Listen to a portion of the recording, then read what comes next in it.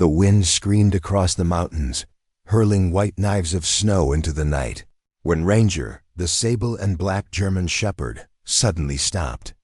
His ears shot forward, nose slicing the air like a compass needle locking onto north.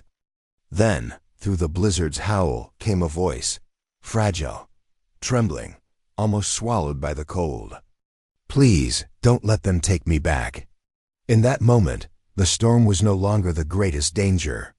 Somewhere out there, someone's life hung by a thread. And that thread had just landed in the jaws of fate. If you believe that no soul should be left to freeze in the dark, stay with us until the very end, because tonight, in the heart of Silver Creek's deadliest blizzard, courage and loyalty are about to collide in ways that will change lives forever. Silver Creek, Colorado, lay buried beneath a storm that seemed almost alive. Snow spiraled in tight funnels between the shuttered wooden storefronts, shrouding the winding roads in a white curtain that reached up into the tree line. The yellow cones of light cast by the street lamps bent and twisted in the wind, their glow swallowed by the relentless drift dot. It was the kind of night when even the bravest locals stayed indoors, except for those who had no choice. Inside the small police station at the edge of town, Officer Ethan Hale zipped up the thick navy parka issued for winter patrols. At 38, his frame carried the weight of a man who had seen too many crime scenes and too many broken people, yet still kept a warmth in his steel-gray eyes that spoke of patience and quiet resolve. His short, dark brown hair refused to stay perfectly combed, and the lines at his temples hinted at years of late nights and long roads. Dotted his boots lay Ranger, the department's 5-year-old German Shepherd K9, his deep sable coat powdered with melting flakes from their last sweep through the back streets. A faint scar notched his right ear, a mark from a training accident years ago. Ranger's amber gaze tracked every movement in the room, calm but unyielding, a predator's focus married to a guardian's heart. The clock ticked past 9:12 p.m. The blizzard had been roaring for hours when the desk phone rang. Martha Keene, the dispatcher, cradled it between shoulder and ear, her seasoned voice slicing through the static of the storm. "Hale," she called. "State police just put out a bulletin. 3 women missing from Fort Pine Ridge. Last seen getting into a dark panel van. Feds think it's tied to that trafficking case from last month." Ethan's brow furrowed, but before he could answer, Ranger's head shot up. His nostrils flared, ears stiff as arrows. A sharp bark tore from his throat, once, twice, each more urgent than the last. "What is it, boy?" The shepherd was already at the door, tail low and taut, body vibrating with intent. Ethan grabbed his gloves, flashlight, and radio. "Martha." "I'm stepping out. Keep the channel open."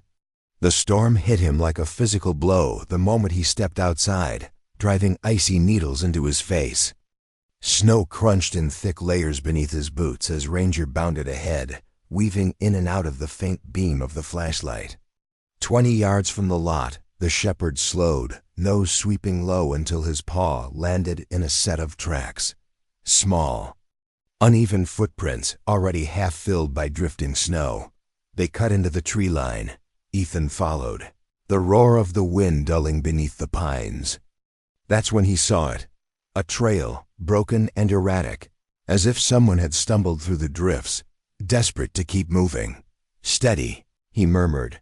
Ranger veered sharply left, nose driving into a mound of wind-blown snow beside a fallen branch. The flashlight's beam caught the outline of a figure crumpled on the ground. A woman, barefoot, shivering in a coat far too thin for the night's merciless cold. Her hair clung to her face in icy strands. Her skin was raw where rope had bitten into her wrists. Ethan dropped to one knee. "Ma'am, can you hear me?" Her eyelids fluttered. Pale green eyes, glassy with exhaustion, met his for a heartbeat. Her lips cracked as they formed a whisper that cut straight through the storm. "Don't let them take me back." He wrapped her in his own coat, feeling the violent tremors running through her thin frame. Ranger pressed his body against hers. blocking the wind, his amber eyes locked on the shadows between the trees. "What's your name?" Ethan asked. "Claire," she breathed. "Claire Donovan." Ethan didn't press for more. "Not here, not yet." Scooping her into his arms, he started back toward the glow of the station, Ranger forging a path ahead through the white chaos. Weight in his arms felt far too light for someone still clinging to life, and deep in his gut, he knew that whatever Claire had fled from was already looking for her. The converted break room that passed for the Silver Creek Police Infirmary smelled faintly of antiseptic and coffee. The storm battered at the windows, but in here the air was still, broken only by the hiss of the space heater in the corner. Claire Donovan lay on the cot, propped against a folded blanket, Ethan's heavy coat draped at her feet. The color had begun to creep back into her cheeks, but her lips were still pale, her eyes scanning every shadow as though danger might seep in through the walls. Gail Porter, the station's part-time medic, worked with methodical precision. A small, round-shouldered woman with silver hair pulled tight into a bun. Gail's hands were steady as she wrapped Claire's raw, frostbitten feet in warm towels. "Another hour out there, and we'd be talking about amputations," she said. Her voice firm but kind. Ranger lay at the foot of the cot, head resting on his paws, eyes locked on Claire. Every so often his nose twitched, drawing in the scent of her clothes. When he gave a low whine and glanced at Ethan, it was a signal the officer had learned to trust without question. "What is it, boy?" Ethan asked. The shepherd moved toward Claire's coat, sniffing along the seams before giving a quiet, clipped bark. Ethan leaned closer and caught it, a faint chemical tang beneath the smell of damp wool and snow. "Something sharp. Gail, do you smell that?" Gail shook her head. "All I get is wet fabric." Ethan's jaw tightened. He'd smelled it before, sedative residue, the kind traffickers used to keep victims compliant. Ranger had just confirmed what the bruises on Claire's wrists already suggested. She hadn't just run from someone. She'd been taken. When? Claire's eyes opened fully. They landed on Ranger first. She hesitated, then reached out, fingertips brushing his fur. "They grabbed me after work," she said, her voice rough. "I was walking to my car. A van pulled up. A man asked for directions. Then," she broke off, swallowing hard, "a cloth over my face. I woke up in the dark with other women. I could hear them crying." Ethan stayed still, letting the silence draw her forward. "We were moved. Maybe a day or two. Then last night, the driver lost control in the snow. Doors flew open. I ran." Her voice faltered. "I didn't look back." Before Ethan could speak, his radio crackled to life. Deputy Alan Price came through, his voice warped by static. "Cole, you copy?" "Farmer out on Route 6 swears he saw a white box truck idling near the tree line an hour ago. Driver bolted when he got close. No plates. Headed west toward the state line." Ethan's mind clicked through the pieces. 3 missing women, Claire's escape, a truck sighting in their jurisdiction. Too many overlaps for coincidence. Did they say where they were going? He asked Claire. Her eyes darted toward the door. One of them had a phone. Said something about a border drop. Tonight. Last run. She gripped the blanket tighter. "You can't let them find me." "You're safe here," Ethan said, steady as bedrock. Ranger huffed as if to seal the promise, but even as Ethan reassured her, his instincts gnawed at him. West toward the border meant they could be across state lines by morning. And if the traffickers realized Claire had escaped, they wouldn't. "Stop hunting." He stepped into the hallway, radio in hand. "Price, coordinate with state troopers. Checkpoint on Highway 17. If that truck comes through, I want eyes on it." "Copy that." When Ethan turned back, Claire's hand still rested on Ranger's neck.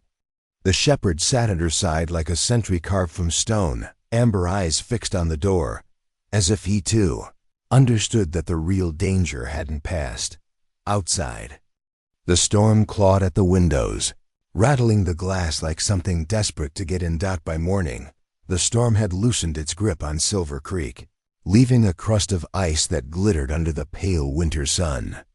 The cold bit harder now that the wind had gone, the kind that cut through layers and stiffened the air in your lungs. Ethan stepped out of the station with Ranger pacing at his side, the shepherd's nose already twitching as though the snow itself carried whispers. Their goal was simple: retrace the route where Claire had stumbled through the night before and see what the storm might have hidden or preserved. They weren't alone. Waiting at the edge of the tree line was Samuel Briggs, Silver Creek's forest warden. Tall, broad-shouldered, with a face weathered by decades of mountain winters, Briggs had eyes that missed nothing. "Cole," he greeted in a low, gravelly voice. "You're gonna want to see this." He led them down a narrow game trail that wound between the pines. The snow was broken in several spots, boot prints frozen mid-stride. Ethan crouched, brushing at the crust with gloved fingers. "These aren't from last night," he murmured. Briggs nodded.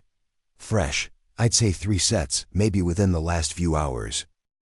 Ranger surged ahead, weaving between the trees until he stopped at a low-hanging branch. Ethan caught sight of a scrap of fabric frozen in the bark, gray-blue. Stiff with ice. It matched the lining of the coat Claire had been wearing. "She was dragged through here," Ethan said quietly. Briggs' brow darkened. "Or broke away from them here." They pushed forward, the trail widening until it opened into a small clearing. In the center lay a weathered wooden crate, half buried in snow, its side burned with a black circle enclosing 3 vertical lines. Beside it, a sheet of industrial plastic, stiff in the cold, caught on a drift. A few strands of dark hair clung to it. Ethan slipped them into an evidence bag. "These people aren't amateurs," he said. "That's a shipment mark." A rustle behind them broke the quiet. Briggs' hand went to the axe at his belt as a heavy-set man in a frost-dusted jacket emerged from the trees. Hank Doyle, a truck driver with a blunt manner and a knack for hearing things others missed, trudged forward. "Heard you were sniffing around," Hank said. "Figured you should know. Last night I stopped at the Route 8 rest area. Saw a couple of guys pushing women toward a box truck, barely dressed for the cold, moving like they'd been walking for miles. I yelled. They told me to mind my business. Loaded up fast and headed south toward that old lumber warehouse near the border." Ethan exchanged a look with Briggs. The warehouse had been shut for years, but it was close enough to slip over state lines in under an hour.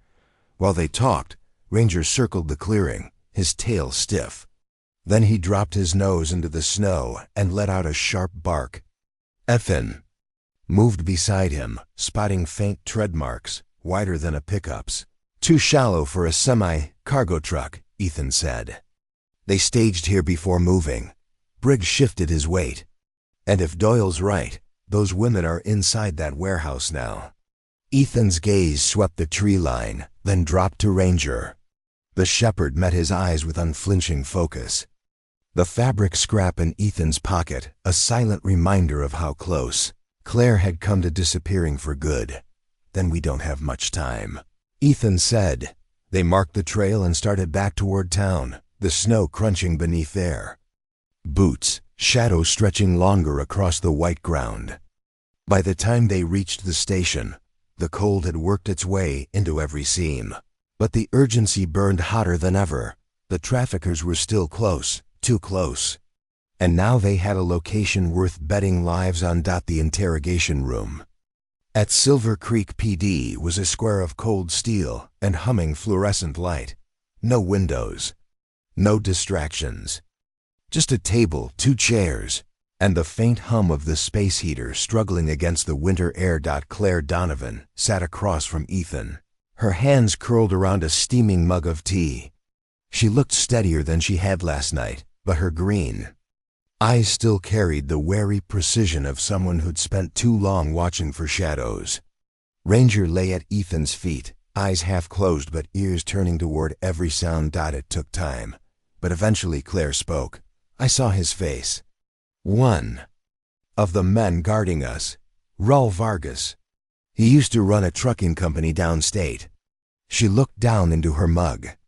I remember his name from a news article. A girl went missing years ago. People suspected him, but nothing stuck. No charges. Ethan's jaw tightened. Vargas. The name was whispered in Anchorage during his time there, always just beyond the reach of indictments, always walking away untouched. The door opened and Sergeant Tom Willis stepped in. Stocky, late 40s, thinning blonde hair. A genial smile that never quite reached his eyes. County wants last night's report sent over, Willis said casually, holding a folder. Ranger's head lifted the moment Willis entered. His nostrils flared.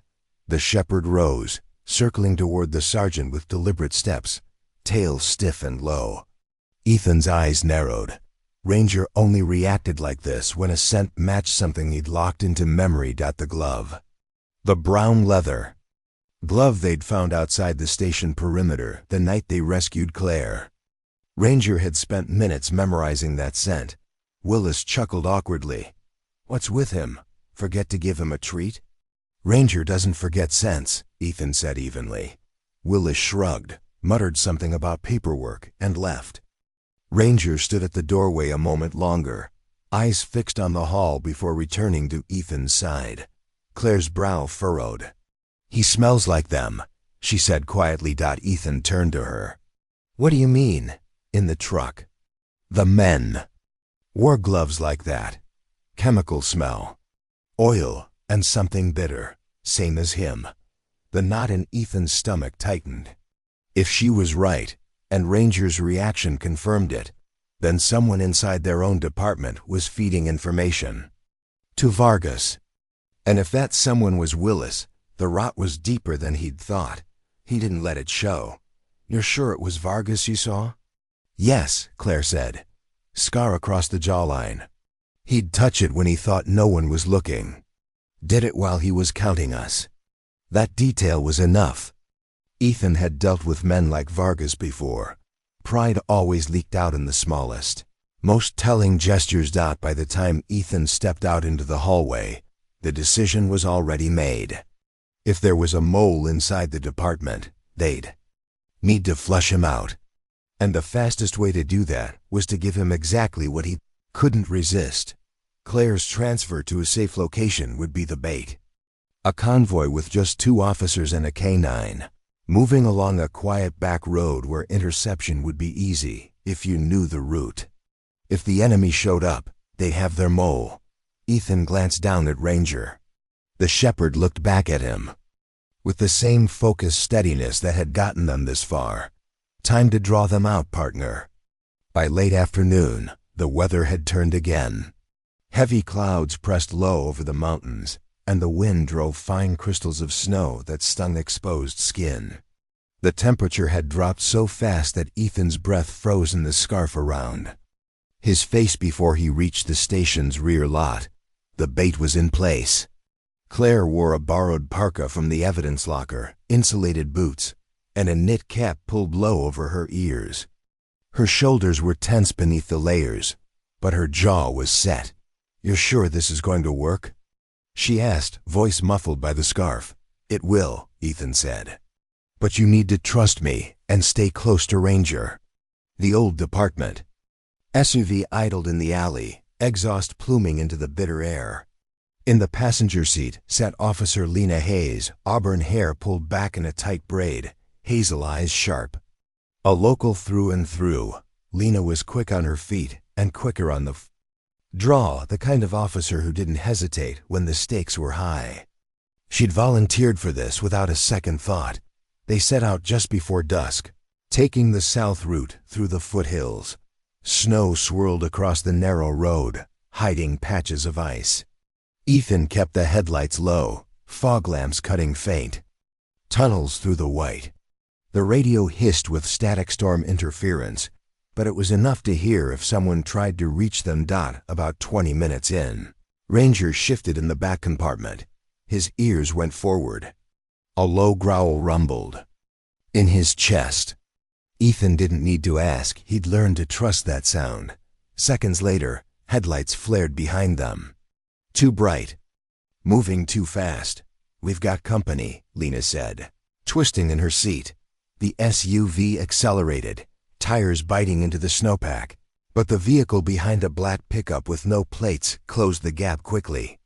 Ethan swerved onto a logging road, the pines closing in on either side. The radio cut out completely. "They've jammed us," Lena muttered. The pickup's engine roared. Shapes moved in the bed, 3 men in heavy parkas, faces masked, rifles slung across their chests. One jumped down, blocking the road ahead. Another leapt toward the SUV's rear door. Ethan hit the brakes. Snow sprayed in a blinding arc as he threw his door open. "Haze on me!" Ranger exploded from the back the instant Ethan yanked the hatch open. The Shepherd hit the snow at full sprint, barreling into the man grabbing for Claire. His jaws clamped down on the attacker's forearm with bone-crushing force. The man screamed. Dropping his weapon, Ethan moved fast, tackling the second gunman into a snowbank and ripping the rifle from his grip. Lena, precise as always, dropped the third with a baton strike to the wrist, sending his weapon clattering across the ice. The man under Ranger thrashed, trying to kick free, but the Shepherd shifted his weight, forcing the attacker's face into the drift until Ethan could slap cuffs on him. "Good boy," Ethan said sharply, pulling Ranger back by the harness. Claire scrambled out of the SUV, breathing hard, eyes wide. "That was them," she said. The same voice, "I know it." The pickup's driver reversed hard, tires spinning, and vanished into the wall of white before Ethan could get a clean shot. The 3 captured men were bound and shoved into the SUV's rear compartment. Ethan didn't need to look at Lena to know they were thinking the same thing. This hadn't been random. Their route had been passed along. And now the enemy had walked straight into their trap. Ranger stood watching the snow, breath steaming. Amber eyes locked on the darkness beyond the pines. The fight had only just begun. The holding cells in Silver Creek PD were silent except for the occasional cough and the scrape of a boot across concrete. Outside, wind funneled through the narrow alley, carrying the faint scent of diesel and melting snow. Ethan stood in the observation room, arms folded, watching through the one-way glass. Inside the interrogation room, Detective Mara Jensen faced the youngest of the 3 captured men. Mara had the kind of presence that could peel someone open. Without ever raising her voice, sharp cheekbones, chestnut hair cut in a no-nonsense bob, eyes that calculated every twitch of her subject. She'd been nearly killed during a bust years ago, and the scar along her wrist was the only visible reminder. The rest of her steel was hidden under patience. The suspect kept his head down until Mara slid a printed photo across the table. Ethan recognized it instantly. Sergeant Willis in a local bar, sitting beside Officer Grant Miller. Miller had been with Silver Creek PD for nearly a decade. He was the kind of cop who smiled easily, remembered coffee orders, and never raised suspicion. But Ethan had learned long ago that a friendly face could hide the darkest rot. The suspect's eyes flicked to the photo, then away. "Funny," Mara said lightly, tapping the edge of the picture. "Because your phone knows him. That's Miller. Saved in your contacts under B." She leaned back. "B for boss, buyer, or maybe betrayer?" By sunset, Miller was in the same chair. Freshly pressed uniform, badge gleaming, but his eyes darted too fast. "Rangers." Nails clicked softly on the linoleum as he paced once around the table, nose working the air. Without prompting, the Shepherd stopped at Miller's right side, nostrils flaring, then turned toward the door with a low growl. Ethan didn't miss it. Ranger was following a scent. Trail straight to the evidence room. Ethan unlocked the cabinet Ranger sat in front of. Fresh scratches marred the metal. Inside, one of the evidence bags from the Vargas case was gone. One containing the brown leather glove Ranger had sent it on Willis days earlier. Back in the interrogation room, Ethan dropped the empty slot label from the missing bag on the table. "You were in the evidence room," he said flatly. "And you didn't sign the log," Miller paled. "I was looking for a file." "That glove you took," Ethan cut in. "Ranger scented it on you before.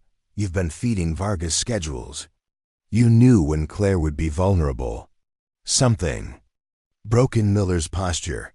He sagged forward, hands clasped. "You don't understand. They would have killed me. Vargas has people everywhere. I just gave them patrol gaps. And tomorrow night," he stopped, glancing toward the mirrored glass. "Tomorrow night what?" Ethan pressed. "They're moving a big shipment. Women through Silver Creek, then across the border before dawn. I don't know the drop location. They change it last minute, but it's close. Real close." Ranger huffed, breaking the heavy air. Ethan looked down at the shepherd, feeling that steady, clear certainty that always came before a storm. They had their mole. And they had less than 24 hours to end this for good. The old lumber warehouse crouched at the edge of the state line, a rusted skeleton of corrugated steel and boarded windows. The moon was thin behind fast-moving clouds, but it was enough to catch the fresh tire tracks leading to the loading bay. The air stank of oil, wet wood, and something sharper. Fear. Ethan crouched behind a stack of abandoned pallets. Ranger pressed close at his side, the shepherd's breath steaming. In the cold. Across the yard, the state's special response team shifted silently into position, dark uniforms blending with the skeletal tree line.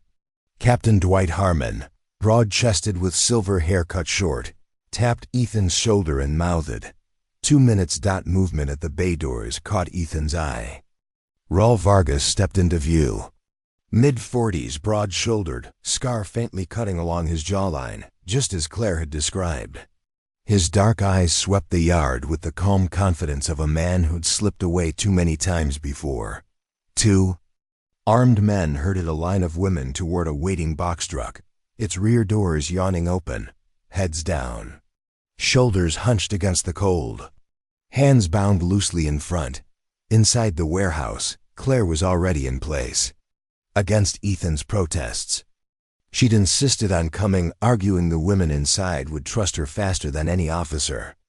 Dressed in dark winter clothes, hair tucked under a knit cap, she crouched in the shadows, waiting for his signal. Ranger's head swung toward the east side of the building, nose locked on something unseen. Ethan followed his gaze half-hidden. In shadow, a lone guard patrolled near a locked side door. Harmon's voice crackled softly in Ethan's earpiece. "On my mark. 3, 2, 1. Go." Ranger launched forward before Ethan even cleared his first stride. The shepherd hit the guard in seconds, jaws locking around the man's arm and wrenching him off balance. The rifle clattered to the ground. Ethan was there a heartbeat later, zip tying the guard's wrists and shoving the door open. Inside, the air was colder than outside, a stale mix of dust and rust. Ranger moved ahead, nose working, until he stopped at a heavy padlocked door. His bark echoed in the narrow corridor. Ethan's bolt cutters bit through the lock. 5 women huddled inside, flinching at the sudden light, until Ranger stepped in with a soft whine. Their shoulders eased at the sight of him. "You're safe now," Ethan said, steady and low. "We're getting you out." Back in the yard, Harmon's team moved in, shouts, boots crunching ice. Vargas turned toward the truck, but Ethan stepped into his path, Ranger at his heel. Their eyes locked for a long, silent second. Hunter and hunted before Ethan cuffed him and shoved him toward an SRT officer. Claire emerged from the chaos, guiding the first group of women toward a waiting van driven by Deputy Price. She met Ethan's eyes as she closed the van door, gratitude, relief, and a promise spoken. Or not that tonight they'd won. The warehouse yard fell quiet but for the wind. Its shadow no longer hid the stolen. 2 days later, Silver Creek lay under a deceptively calm winter sun. The snow was hard and glittering, the air sharp but clean, as if the blizzard had scoured away the shadows it carried. But inside the courthouse, the weight of the past week hung heavy. Every seat in the chamber was filled uniformed officers, town officials, residents who had followed the case from hushed whispers to front-page headlines. Raul Vargas sat at the defense table, his once confident posture reduced to a sullen slump. The evidence was overwhelming: the rescued women's testimony, the photographs from the warehouse, the confessions taken in Silver Creek's own interrogation room. Beside him, Grant Miller kept his eyes down, his police badge long since surrendered. The betrayal sat like a bruise over the entire department. Claire Donovan, flanked by 2 U.S. Marshals, looked different now. Still pale, but her spine straightened with each passing day. Her hair was trimmed, a soft wool beret replacing the cap she'd worn that first night. In the row behind her sat Agent Meredith Shaw, the calm, deliberate witness protection coordinator who would see Claire safely into her new life. From the back of the courtroom, Ethan watched in dress blues, Ranger sitting tall at his side. The shepherd's coat gleamed under the soft light, ears forward, gaze sweeping the room as if still on patrol. When the verdict came guilty on all counts for Vargas and his men, and a separate conviction for Miller, the air shifted. A collective exhale. It was over. That afternoon, the town gathered in the community hall. Folding chairs filled the space, the scent of coffee mingling with the faint tang of wood polish.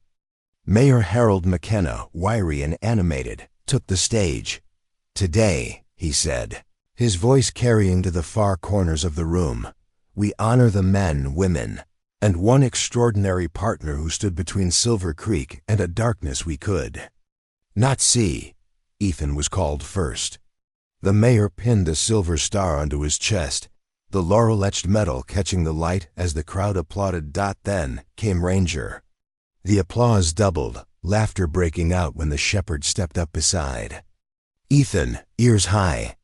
The mayor knelt to place a wide ribbon around his neck, the medallion engraved with Guardian of the Blizzard. Cameras flashed. Someone shouted, "Good boy, Ranger." And the hall erupted. Last came Claire. She wore a dark coat and simple scarf, but in her hands was something bright, a knitted scarf in a deep, rich green. She knelt before Ranger, fastening it loosely around his neck.